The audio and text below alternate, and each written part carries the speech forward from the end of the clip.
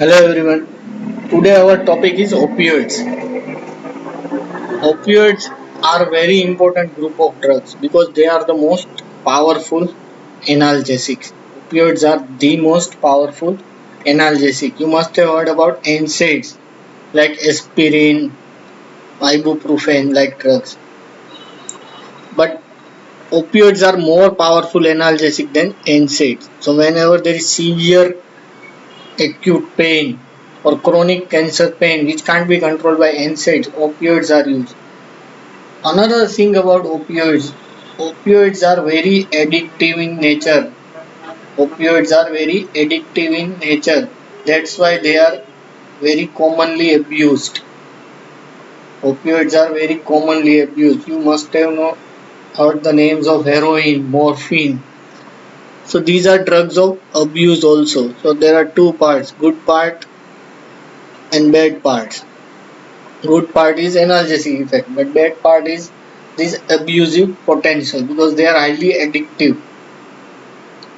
So opioids are the most powerful analgesic and that is their main use, analgesia. For severe pain, chronic cancer pain, other visceral pains, opioid analgesics are the preferred drugs. So their main use is analgesia and they are used for this purpose for centuries. They are used for this purpose for centuries. Because opioids are very powerful as analgesic, there have been some important or praiseworthy things about said about opioids. Like this one, among the remedies which it has pleased Almighty God to give to man to relieve his suffering, none is so universal and so efficacious as opium. This quote is by Dr. Thomas Sydenham. So basically, it is opioids are God's gift to humanity to relieve all the pain. So that is a good thing because of its powerful analgesic. Similarly, there is another quote, God's own medicine by William Osler. Like morphine is God's own medicine. So these are the good sides. The analgesia part is a good part. But there is some trouble because of abuse because these drugs are highly addictive. And there is this book called Confession of an English Opium Eater. In this writer describes his all the problems and troubles and suffering due to opioid addiction. So these drugs are very highly addictive. You must have known heard the names of morphine. Morphine comes from the term Greek god Morpheus. Greek god Morpheus. Morpheus is god of dreams. Morpheus. You must have heard the name Morpheus in Matrix movie. Morpheus. So morphine. First one is morphine. Then codeine. Codeine is cough suppressant used as cough suppressant. Then another one is pethidine, also known as meperidine. Fentanyl is there, sufentanil. Loperamide you might have heard it is used for diarrhea, loperamide. Another one is methadone. So these are all opioids. These are all opioids. Morphine, codeine, pethidine, fentanyl, loperamide, methadone. So now what are the pharmacological actions of opioids? Pharmacological actions or effects of opioids. Now morphine is the prototype and there are so many effects of morphine. Most of the actions are in CNS. Most of the actions are in CNS. So morphine is a prototype drug of this group. So to remember the effects, we have to remember this mnemonic simply. Morphine CBS. So first M is for meiosis, constriction of pupil. First effect is meiosis, constriction of pupil. Then A, as we already know, opioids are analgesic. Third one is respiratory depression. Now this is the trouble thing. Opioids can depress respiratory function, and ultimately in severe toxic doses it can lead to total respiratory failure and death. That's why these drugs are dangerous due to this respiratory depression. Then P, physical and psychological dependence. These are highly addictive drugs. They produce both kind of physical and psychological dependence. Physical dependence means when there is absence of drug, there will be withdrawal symptoms. And psychological dependence means it produces kind of craving.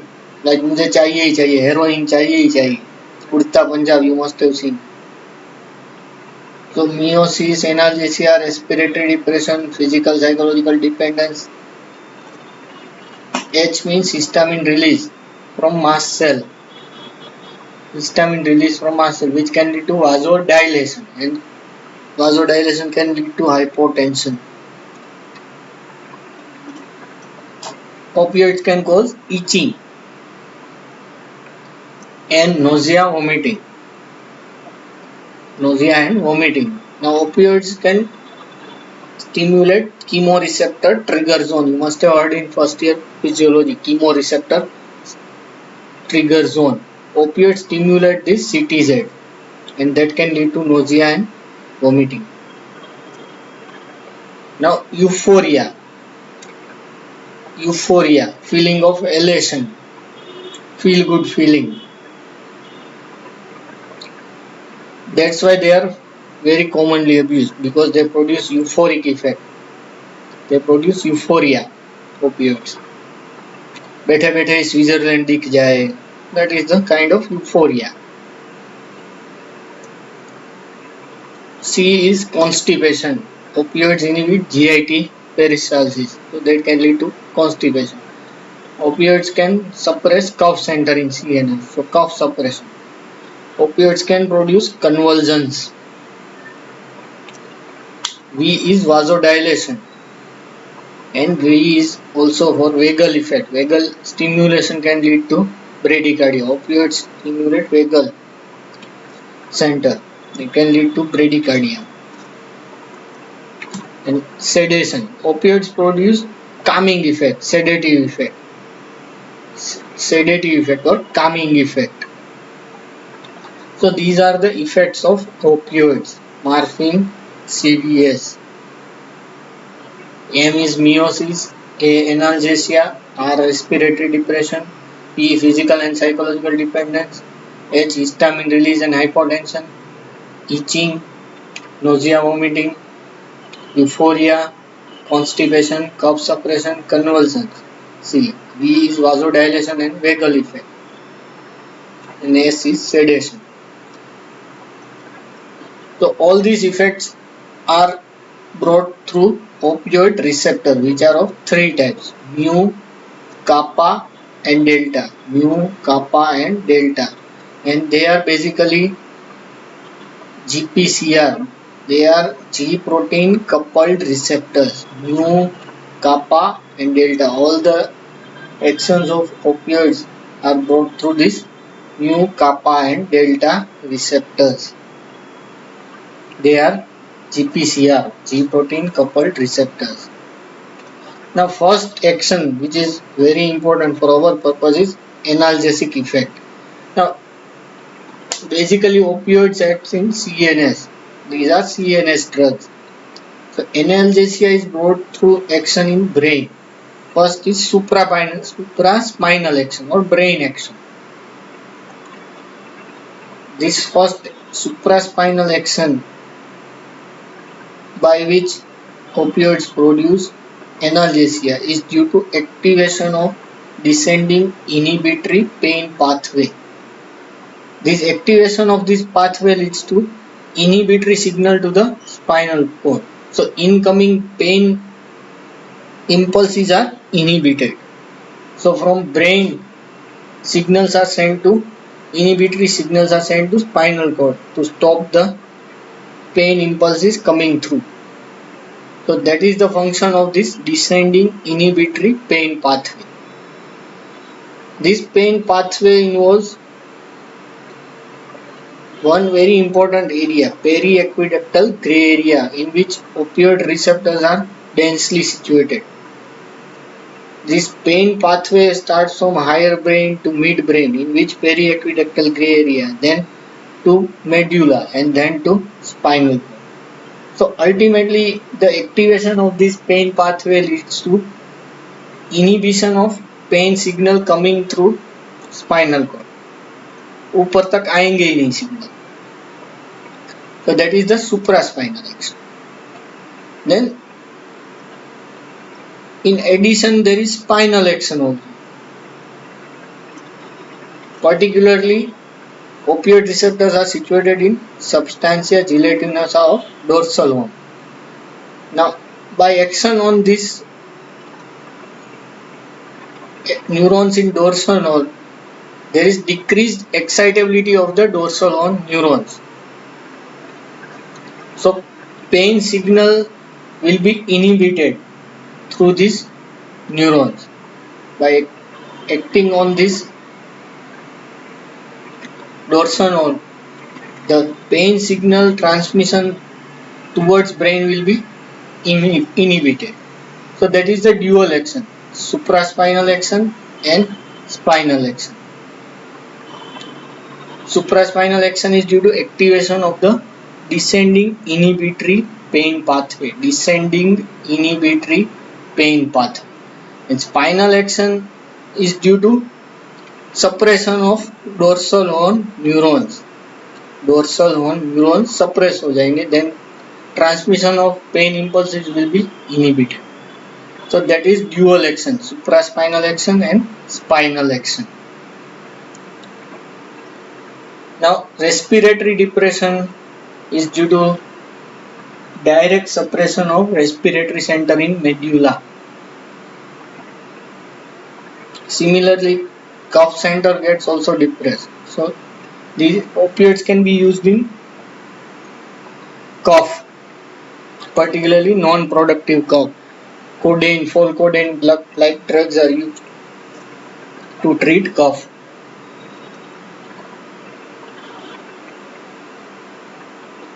Now this depression of center, now there is some stimulatory action on CTZ, chemoreceptor trigger zone stimulation. Opioids stimulate this CTZ, which can lead to nausea and vomiting. Similarly, stimulation of Edinger-Westphal nucleus of third nerve, which is of parasympathetic in nature. Edinger-Westphal nucleus is parasympathetic. So then stimulation of parasympathetic system will lead to meiosis, constriction of pupil. So two stimulatory things, CTZ stimulation can lead to nausea, vomiting. Edinger-Westphal nucleus stimulation lead to meiosis.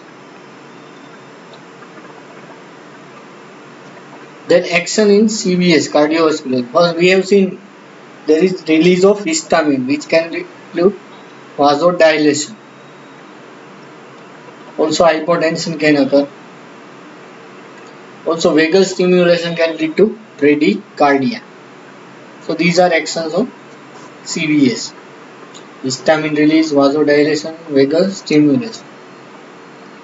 Also we have seen opioids causes constipation. This constipation is due to inhibitory action in GIT. Peristalsis gets inhibited.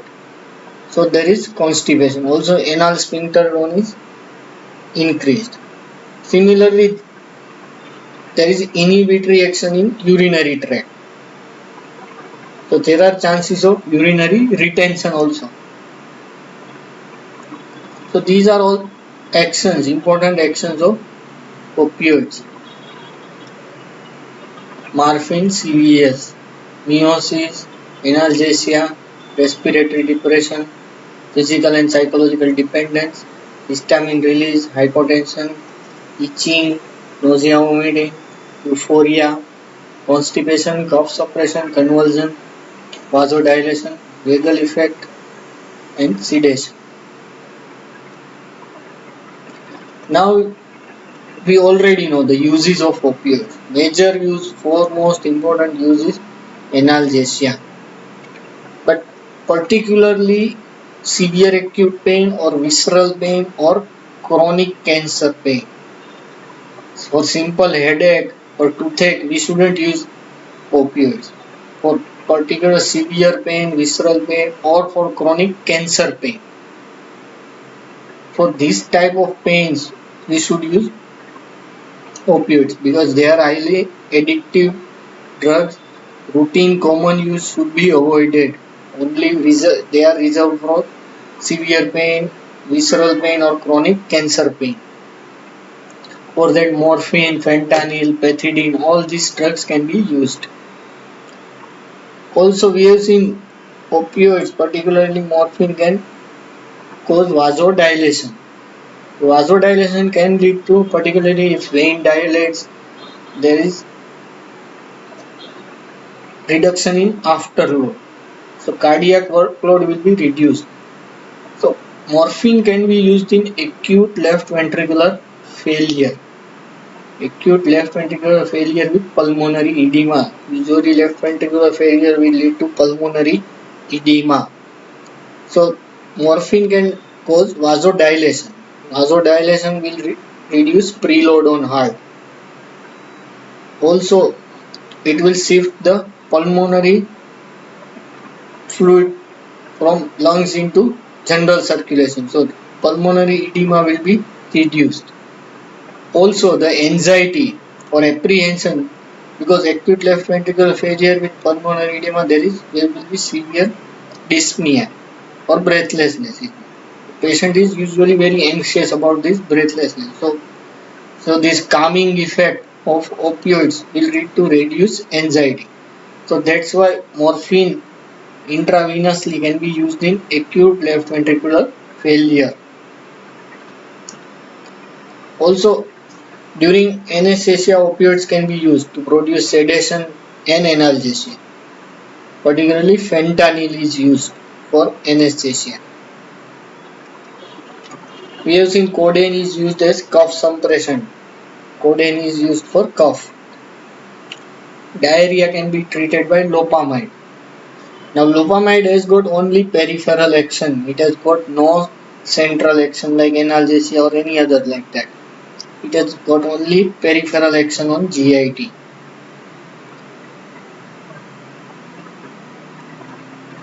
So most of the side effects we already know. Most of the effects are already like they are side effects. Only few good effects are there. So side effects: nausea, vomiting, we know, constipation, urinary retention, sedation, hypotension, respiratory depression.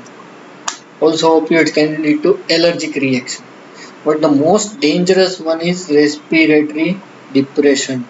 Most dangerous one is respiratory depression. So in case of opioid poisoning or morphine poisoning, excessive dose either accidentally or suicidally taken,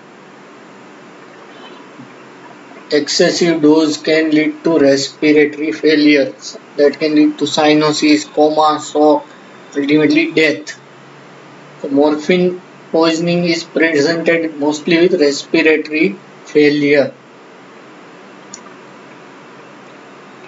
In this case,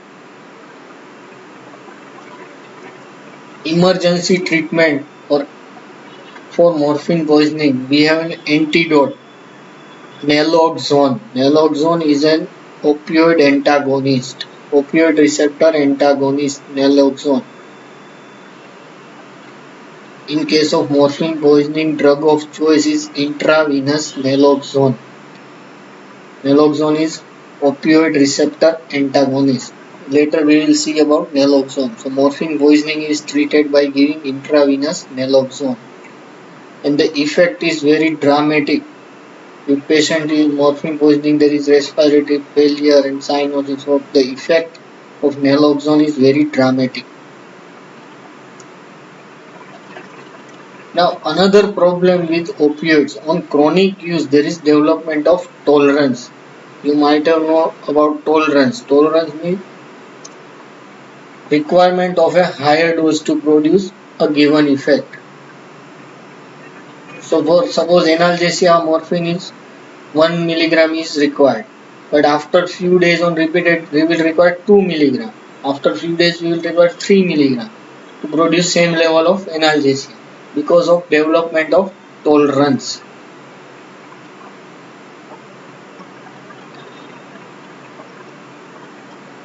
Then they are highly addictive and that produces dependence, physical and psychological. Physical dependence is revealed as withdrawal symptoms. If chronically addictive person doesn't have their quota of opioid, they will show withdrawal symptoms like lacrimation, sweating, insomnia, diarrhea, anxiety. These are all the withdrawal symptoms of lack of opioid in chronic addictive person. If they don't get their usual quota of opioid, there will be withdrawal symptoms. And psychological dependence is seen as craving, excessive craving of that drug. Now, tolerance occurs to all the actions of opioids. Most of the actions, there is development of tolerance, except meiosis, constipation, and convulsions. Remember, all the actions towards all the actions of opioids tolerance develops, but except for meiosis, constipation, and convulsion. MC square, meiosis, constipation, and convulsion. There is no tolerance to this action, meiosis, constipation, and convulsion. Apart from that, all the other effects are bound to get development of tolerance. Now, where should we avoid opioid? In which condition we should avoid opioid? First thing is we must know they cause respiratory depression. So respiratory diseases like COPD, asthma, emphysema, we should avoid opioids. In this patient we should avoid opioids. Asthma, emphysema, COPD. Then another condition is head injury. In the head injury we should avoid opioids. Why? In head injury, because of injury there are chances of already there will be some kind of respiratory depression. If the medulla is injured, there will be respiratory depression, and in that we give opioid, it will be double jeopardy, double problem. Also, injury to brain can lead to bleeding and there is increasing intracranial pressure. Similarly, opioids can cause increase in intracranial pressure. So again, double trouble. Also, head injury, there will be some symptoms and signs of head injury like meiosis, altered sensorium, or altered behavior. Nausea and vomiting will be due to head injury. And these same things can be seen with opioids, nausea, vomiting, meiosis. So, in that case, if we give head injury, in case of head injury, if we give opioids, there will be trouble assessing the situation of that patient because the signs and symptoms will be mixed up. So that's why we should avoid opioids in case of head injury because there can be already there will be some kind of respiratory depression and we are giving opioids which is will create more trouble. Same way there can be increase in intracranial pressure due to injury and opioids can also increase ICP or ICT, intracranial tension. And vomiting, mental clouding, meiosis, all can be due to head injury and they all can be due to opioids. So there will be trouble with assessment. We can't assess the situation. So that's why opioids should be avoided in head injury. Now codeine. As already know, codeine is used for cough, particularly dry cough. It is less potent and efficacious than morphine, but major use is only as cough suppressant.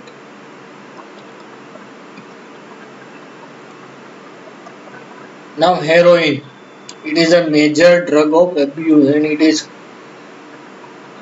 very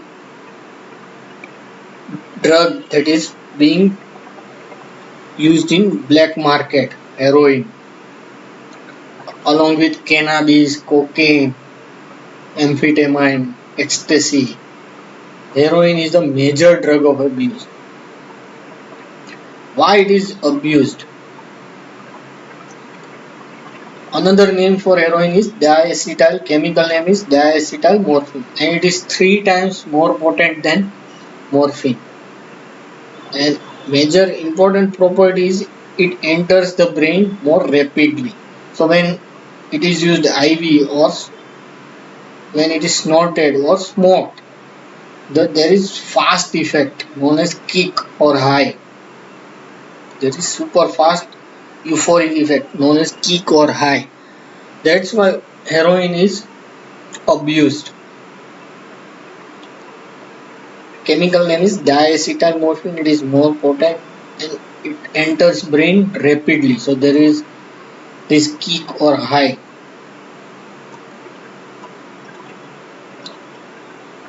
Another drug is pethidine, also known as meperidine. Now, pethidine is different from morphine in few aspects. It is less potent. Chances of constipation and meiosis is less with pethidine. But unique property is pethidine has got anticholinergic action. Anticholinergic action. So instead of bradycardia, as opioids can cause bradycardia, anticholinergic action will lead to tachycardia. So with pethidine there are chances of tachycardia. So that's why it is unique. And when there is toxic dose or overdosing or poisoning, its metabolite known as norpethidine, it accumulates. At overdoses, its metabolite norpethidine gets accumulated in the body. And norpethidine is excitatory in nature. Norpethidine is excitatory, CNS excitatory, which can lead to tremors, mydriasis, hallucinations and convulsion.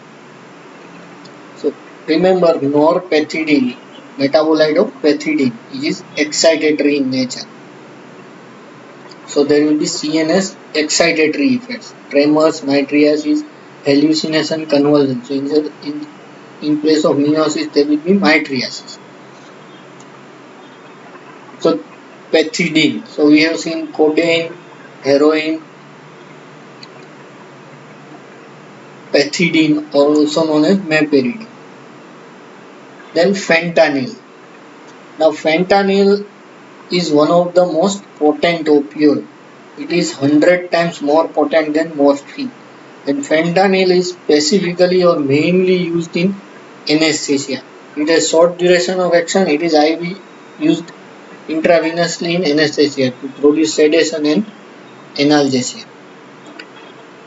And for particularly chronic cancer pain, there are transdermal patches of fentanyl available.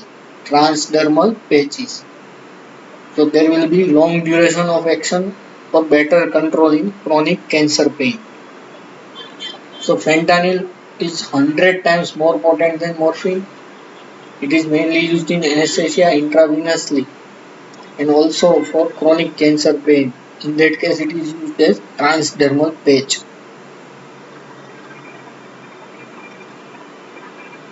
Now loperamide. Now loperamide P. Remember loperamide has got PER, peripheral action. PER, peripheral action only, PER. Because entry into brain is negligible. Entry into brain is negligible. It has got only peripheral action in GIT. Anti-motility agent. It suppresses GIT motility. Peristalsis is inhibited. So loperamide is used in diarrhea. Loperamide has got only peripheral PER. Remember PER, peripheral action. Because entry into brain is very negligible. So it has got only peripheral, no euphoric, no abuse potential, no nothing. It has got only GIT, mainly GIT effect. Now remember another drug known as methadone. Now methadone, apart from it, we can use for analgesia, but major use of methadone is to treat heroin or morphine addiction. Methadone is used for heroin or morphine addiction. If the person is severely addicted to heroin or morphine and he wants to quit, that opioid, so he cannot suddenly stop that opioid because there will be withdrawal symptoms. So to treat that person there will be craving. So we have to give some substitute, and that substitute is methadone to stop that withdrawal and craving and to stop that future use of opioid. If person is willing to stop that future use of opioid, methadone is used. There are few aspects of methadone. First is it is very long acting, and actions of methadone are very slow. Development of action is very slow and persistent, long acting. It is used orally, and good thing about methadone, it can't give you a kick. In addictive person, if he takes methadone, he won't have any kick that is seen with particularly heroin. So if addictive person who is addicted to heroin, when he takes methadone, there will be no kick. So it is used as replacement therapy for opioid dependence or addiction. Heroin addicted person is given methadone orally for a long time. So when that person takes heroin, somehow he finds heroin illegally and takes heroin while he is on this methadone therapy chronically. Chronic use of methadone will produce tolerance. Gradual chronic use of methadone will produce tolerance. So when this person is on methadone and takes illegal heroin, because of development of tolerance, there will not be any kind of kick. And so person will not find that kick with heroin. So he will gradually stop taking heroin. So that is the logic behind methadone replacement or methadone maintenance therapy. So major use of methadone is for treating opioid dependence. There are de-addiction centers are there to treat this opioid addiction. Also methadone can be used for analgesic purpose. So we have seen morphine, codeine, pethidine, meperidine, fentanyl. Sufentanil is like similar to fentanyl. Then loperamide, methadone.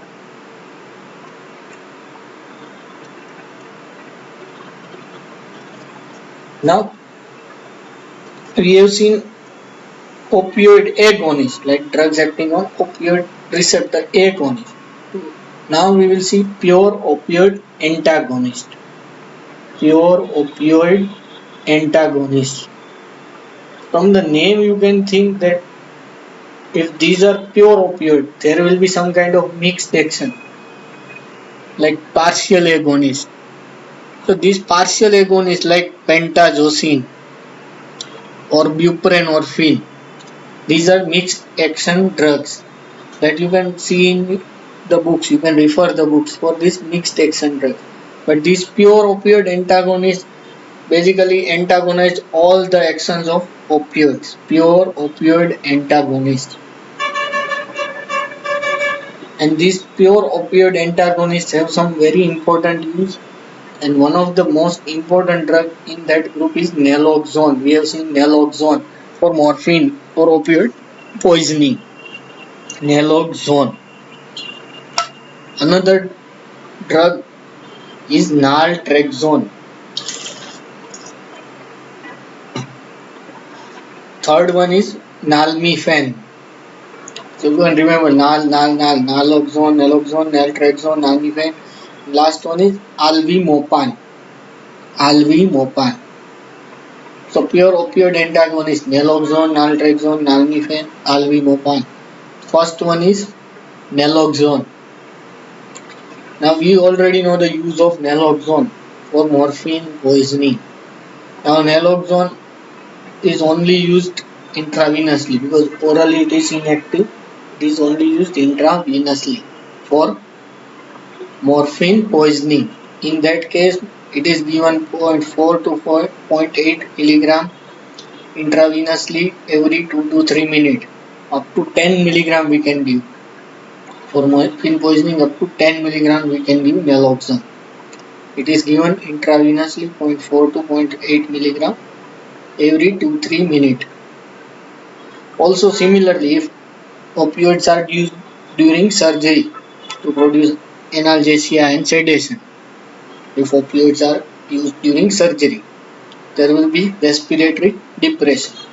So to reverse that depression, we can give naloxone. If opioids are used during surgeries, to reverse that respiratory depression due to opioids, we can give naloxone intravenously. So naloxone most important use, remember, for morphine poisoning. It is the antidote for morphine poisoning. Naloxone. Naloxone for morphine poisoning. Intravenous 0.4 to 0.8 milligram intravenously every 2 to 3 minutes up to 10 milligram. Now second one was naltrexone. Now it is different from naloxone. It can be given orally, and where naltrexone can be used is for opioid dependence or heroin addiction. It is used in this addict as opioid blockage. Suppose if the addict is willing to drop the addiction and we are giving him naltrexone continuously. Suppose by chance he gets the illicit or illegal drug and administers it. But we have already blocked the opioids. Opioid receptors are already blocked. So when he will take that heroin, there will be no kick. He will not find that kick or high because we have already blocked the receptor by giving naltrexone. So he will gradually drop the addiction. So that is the concept behind naltrexone in addicts. Similarly, naltrexone has been found to reduce craving in alcoholism. Chronic alcoholic patients can be also treated with naltrexone to drop their compulsory drinking. Naltrexone has been found effective in alcoholism. So to treat heroin addiction, also for alcoholism, naltrexone can be used. So we have seen naloxone, naltrexone, and third we will see albumin. Now name of the albumin is interesting. From the name we can something decipher it.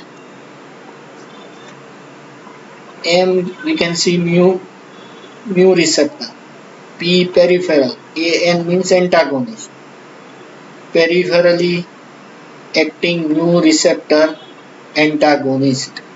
Peripherally acting mu receptor antagonist. Now if we block GIT effect, opioids reduce peristalsis. So antagonism of that will reduce stimulation of peristalsis. The stimulation albumin will stimulate peristalsis. So it is used in post-operative paralytic ileus. Basically, after operation there is sudden stoppage in GIT activity, peristalsis. So after operation to treat this post-operative paralytic ileus, albumin is used after GIT surgeries. Albumin, peripherally acting mu receptor antagonist.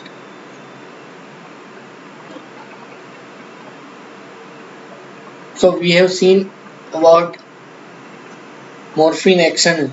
For that we have seen this mnemonic, morphine CVS. M is meiosis, A is analgesia, respiratory distress, P is physical and psychological dependence, H is histamine release, hypotension, itching, nausea, vomiting, euphoria, constipation, cough suppression, convulsion, vasodilation, vagal effect, sedation. Remember, tolerance develop to all reaction except for meiosis, constipation and convulsion, MC square. Now meiosis is due to action on Edinger-Westphal nucleus. Analgesia is dual action due to dual action, supraspinal plus spinal action.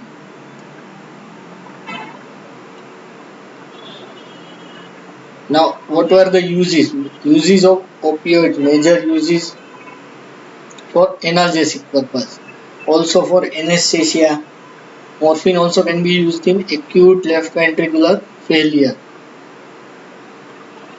Codeine for cough suppression. Pethidine and also known as meperidine. It was unique because it has got anticholinergic activity and its metabolized norpethidine is excitatory in nature.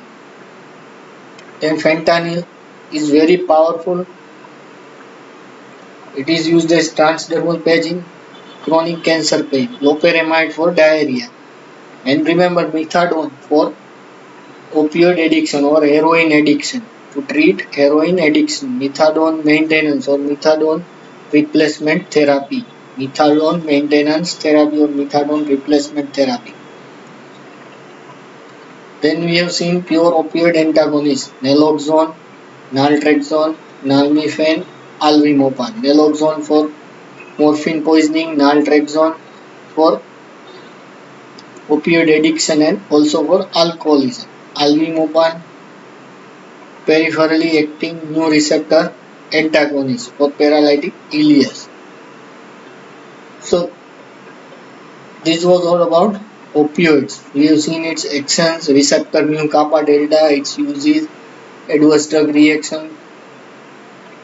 Opioid poisoning is treated by antagonists like naloxone. Then opioid antagonists, naloxone, naltrexone, nalmefene and alvimopan. So this was all about opioids and this is Morpheus from Matrix. Thank you.